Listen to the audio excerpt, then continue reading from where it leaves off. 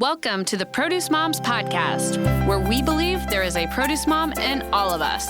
I'm Lori Taylor, founder and CEO of the Produce Moms. For 10 years, I sold fresh produce to over 300 grocery stores in the U.S. And today, my team and I are fully focused on inspiring people to eat more fruits and vegetables. This show is just one of the ways that we hope to inspire you and your family to eat more produce and live a better life. If you like what you're hearing on the podcast, join our community of almost 40,000 in all 50 states and over 30 countries by visiting theproducemoms.com/subscribe. And be sure to subscribe and leave us a review on iTunes. Thanks for being here. Enjoy today's show. Welcome back, everyone. This is the Produce Moms Podcast, and I always say it's so much fun for me when we welcome one of my friends on the show, and that's exactly what we got today. It's going to be a great episode. We are welcoming Karen Nardozza. She is the President and CEO of Moxxy Marketing. They're a full-service marketing agency that's really hyper-focused on the agriculture industry. And she's done a ton of good work in the fresh produce sector of agriculture. And she's got a really unique role in my business, the Produce Moms.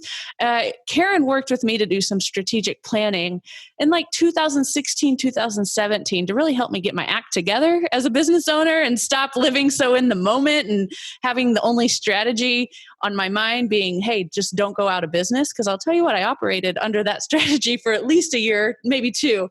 Karen was instrumental in our rebrand, taking the Produce Moms from the former singular proper noun, the Produce Mom, adding that S and making it the community-based brand that we have today, the Produce Moms. And what a brilliant move that's been. It's been one of the best things I've ever done. And Karen deserves a lot of credit for that because she was definitely at the helm of it. But today, we are talking about a really exciting fruit, tropical avocados, and they're gaining a lot of buzz and momentum here in the U.S., which is super exciting. And Karen has a unique role with that as well. So Karen, welcome to the show. Lori, thank you for that wonderful introduction. It's been such an honor to work with you over the years and be a supporter for you, and love watching everything that you do for our industry and the clients that we share. Thanks for having me on. Oh, you're welcome. Thank you for all that you do. And I'll always give you all the glory when it comes to that. I'll never forget that moment when we were sitting in it was when Moxxy had an office in Salinas and we were sitting in those orange walls, and he said, why not just add the S? Why not just make it the Produce Moms? And it was like the most brilliant thing that has ever happened. So, but no, truthfully, work can yield some of the most amazing friendships. And that's what Karen and I have built over the years. And, like all good friends, we've had moments where we have fought. We've had moments where we've cried together, and joy and sadness and all the above. And she's a brilliant marketer. She really knows fresh produce. And most importantly, she's a good, real friend. And that's so important for women. And I'm just very blessed. So thanks for being our guest, and just thanks for being you. Oh, thank you. Okay. Wow. Follow that up with tropical. Well, let's talk about tropical avocados. So I am so excited about the opportunity to work with you and the Moxxy team, and most importantly, the team at WP Produce, that's the company behind the Desbry brand. So tell us a little bit more about WP Produce and Desbry Tropical Avocados. My pleasure. Wow. Talking about good people and good friends. The WP Produce people are just the salt of the earth's best people that you could ever work with. They've become friends as well as clients. WP stands for Willie Pardo. Willie founded the company more than 30 years ago, selling tropical fruits and roots that his family was used to having, and making them more available to those of us in the United States who might not be familiar with them. Yeah. And today, his daughter Desi and his nephew Chris are in the family business and helping take them into the future. But what they're probably best known for right now is being the largest distributor and grower and distributor of tropical avocados. Yeah. And tropical avocados, until about a year and a half ago, were known as greenskin avocados. And Moxxy helped rebrand green skin to tropical based on some consumer focus group research that we did that demonstrated that tropical is a much more pleasant and appealing name to shoppers than green skin. And WP saw the smarts in that and adopted it immediately. And we've been working together ever since. Yeah, no, it's great. And I wholeheartedly agree with you. And here's the other thing. And you and the WP produce team taught me this. Another synonymous term that I erroneously used for tropical avocados was just to refer to them as Florida avocados. Right. Yes. There are a lot of tropical avocados grown in Florida, but they're also grown in the Dominican Republic, which is where WP has a lot of their farms. And there's just the difference from Haas is great. There are 23 major varieties of tropical avocados listed on the Florida Avocado Committee's 2020-2021 schedule. Mm-hmm. 38 minor varieties. That's wow. Varieties of tropical avocado. That's a ton. Yeah. And the consumers will never, it's kind of a pipe dream to think that consumers are going to ever identify between these different varieties. So that's why the umbrella term tropical avocados was such a brilliant rebrand. I think it'll help consumers understand that there's a difference between this avocado and these avocados and the Haas avocado that they're so used to. And they're really a delicious, wonderful avocado. I did not know anything about them until about 2 years ago. And once I tried my first tropical avocado, I thought, oh my gosh, why can't we get these? And I live in California most of the time, and I had never seen or heard of a tropical avocado or a green skin or a Florida avocado. Yeah. And I think it's a shame because, Americans love our avocados. We are avocado obsessed. And how many other produce categories can you think of, Lori, where there's only one variety? One player in the game? None. Right? Because even with something like mangoes, there's kind of similar to tropical avocados, your standard mangoes, you have all these different varieties that are sold under the PLU sticker for mangoes. But then you also have those lovely yellow mangoes that are called champagne mangoes or Ataulfo mangoes. And there's two options when those are available. Right. And they slot both of them in the produce department. So you're absolutely right. And even as we look at how, some really common, like your very basic produce department items that wouldn't index under tropical or exotic fruits, things like cauliflower. I am hard pressed to walk into a grocery store that doesn't have multiple cauliflower options now in the produce department. And so you're absolutely right. The average produce department, the last stat I saw was around 200 SKUs or 200 different varieties in the produce department. So for a category that is as popular as avocados, you would think that, there would probably be more than one option, especially knowing all the different varieties that exist worldwide. Right. And so that's the point. And shoppers like choice. Like they may be stuck in their ways most of the time, but shoppers do like choice. And if they're given a choice, they'll try new items. And we want to give retailers the opportunity to grow their avocado category and increase sales. Yeah, it's not a situation of replace. It's not absolutely not. That's not the strategy here. And, the Produce Moms has been so blessed to work with Karen's team and the team at WP to help market the Desbry brand tropical avocados. And, it was kind of a learning curve for us internally as well.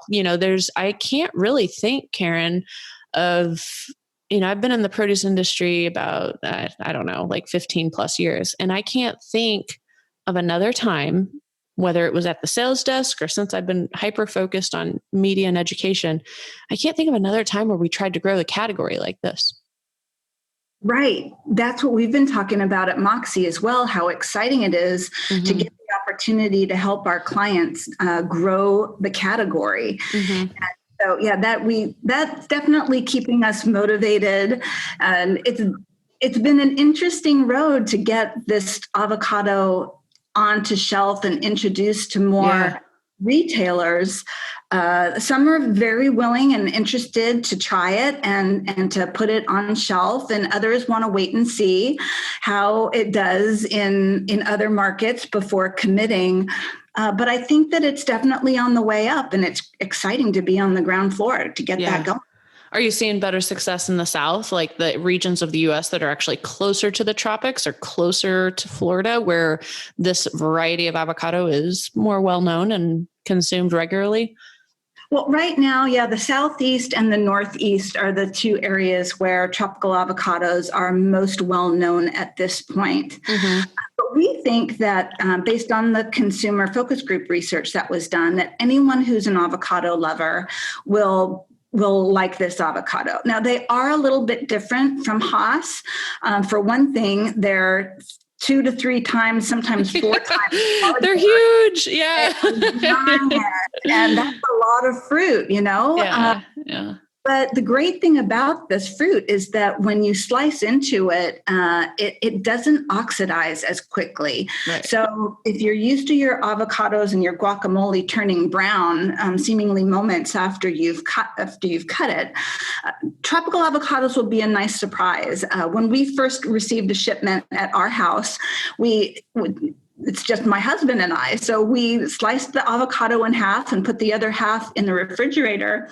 And the next day, my husband said, "Do you know that this hasn't turned brown yet? That's amazing."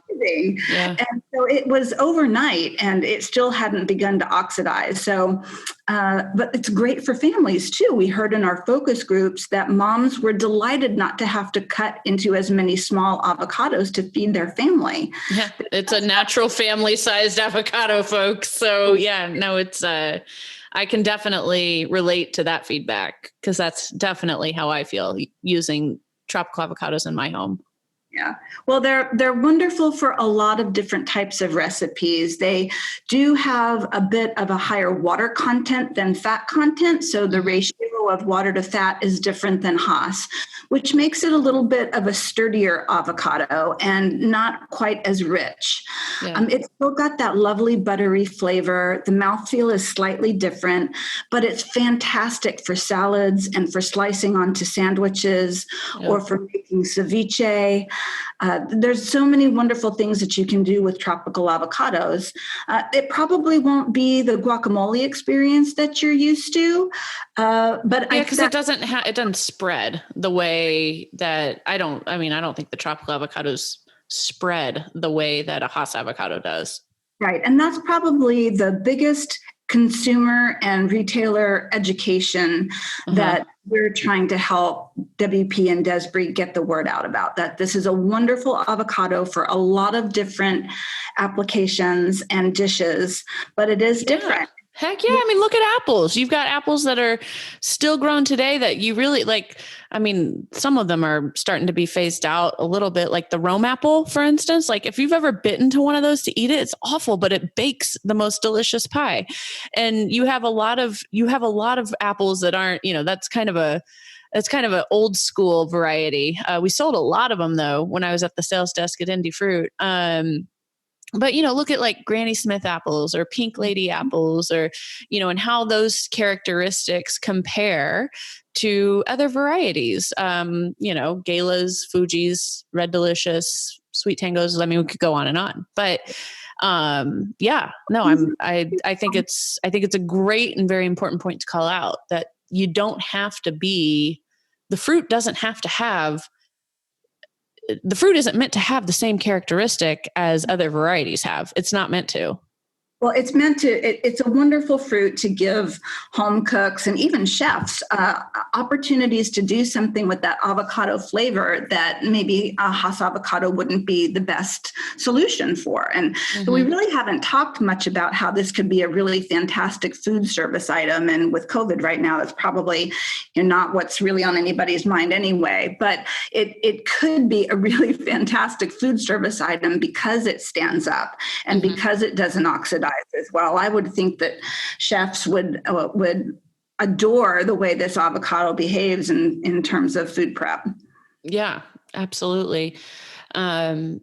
So let's talk about the global popularity. And, I know I've shared this with you and Chris and Desi and Willie. When I worked at the sales desk, one of my primary accounts was the international market. So I have a familiarity with tropical avocados that a lot of people, didn't have, because especially I was taking care of a lot of these Hispanic bodega style markets, and the ones that were in areas where there was a more highly concentrated population of, like Latin American, such as Dominican Republic, for instance. If that's the higher concentration population that's shopping at that bodega, they were demanding the tropical avocado. That's what they wanted. And they were the ones who taught me that there were different varieties of avocados. I learned that over a decade ago when I was selling fresh produce. But let's talk about the global demand a little bit, like how. And also, I think that a lot of people don't realize, if you've vacationed in the tropics, you've probably had this avocado. Like that's, if you've ordered a salad with avocado on it, chances are it's the tropical avocado. Right. Well, the rest of the world can't be wrong. So is maybe one of the last frontiers for tropical avocados. Most of the rest of the world knows about this fruit and loves it. So maybe they've just been hiding it from us for all these years. But the Dominican Republic is the second largest producer of tropical avocados in the world. Wow. They keep a majority of that fruit to themselves. That's how much they eat. Okay. Yeah. So we're trying to get the United States to get on board with this love that the rest of the world, including Europe, has for this tropical avocado fruit. I'm sure we'll get there. Once more people in the United States know about this, they're going to want it. They're going to want it. Right. Right. And so what's the market penetration look like right now? I mean, you mentioned the South and the Northeast. What's on the forecast? Are there other target markets or specific retailers that we should call out for the folks that are listening today as to where you can find these?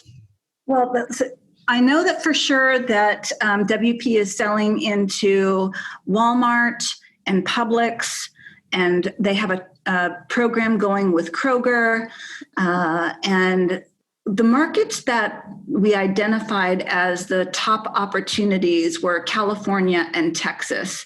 Yeah. And WP is shipping, all the way to California. And not all grower shippers are sending tropical avocados all the way across the country. They do have a little bit of a shorter shelf life, and it requires some special handling that WP, along with Hazel Technologies, has figured out how to do. So WP is able to ship not just across the country, but they're shipping into Europe as well. So they're able to go worldwide. Wow. But in terms of marketing, we think that where there's our large Hispanic populations are a natural, but also anywhere where there's colleges, universities, large cities, and people are more willing to try new things. Right. No, it's amazing. So this is exciting. And, we're big believers. I mean, we actually at the Produce Moms declared tropical avocados one of the 20 produce department items you must try in 2020. So regardless of whether or not tropical avocados are available at your local grocery store, if they are, buy them, try them. What do you have to lose, right? I mean, chances are you're going to love them, and it's produce, it's affordable. Just do it, try it. If they're not at your grocery store, you can always request them. I mean, we have a blog on our website too, how to request items at the grocery store. And we list like the top 75 grocers in the United States. And we did all the research for you. We got the phone number or their social media handle or a link to their online product request form. So those are two great options for you. Like, buy them if they're on shelf, request them if they're not on shelf. There's also Tropical Fruit Box. That's one of the companies that is selling the Desbry Tropical Avocados direct to consumers. So you can actually have them delivered right to your doorstep through Tropical Fruit Box. Karen, what else? How else can consumers get involved and be part of creating that demand? Well, I think another great thing for consumers to do is to go to your website and look at all the fantastic recipes that we have there, and give them a try. Tag, Tropical Avocados on Instagram. give your creativity a try with this beautiful avocado, and then let us know what you think by posting it in your story or posting it on your Instagram feed, and show us what you're able to make and help us keep the conversation going and spread awareness of this beautiful fruit. We want to see what you can create with it. That's awesome. Yeah, I agree.